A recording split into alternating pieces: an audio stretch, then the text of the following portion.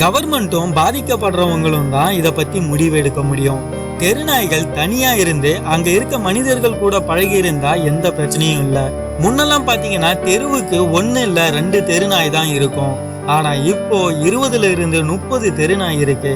எல்லா தெருநாயும் மனிதனோட பழகி இருக்காது. பழகாத ஒரு தெருநாயால ஆபத்து தான். மற்ற நாடுகள்ல ஒரு விலங்கால மக்களுக்கு பாதிப்பு ஏற்பட்டு கவர்மெண்ட் அதுக்கான ஆக்ஷன் எடுத்தா அங்க இருக்கக்கூடிய மக்கள் ஆதரவு தருவாங்க. ஆனா இங்க மட்டும்தான் சக மனுஷன் பாதிக்கப்பட்டா அத பத்தி கொஞ்சம் கூட யோசிக்க மாட்டாங்க.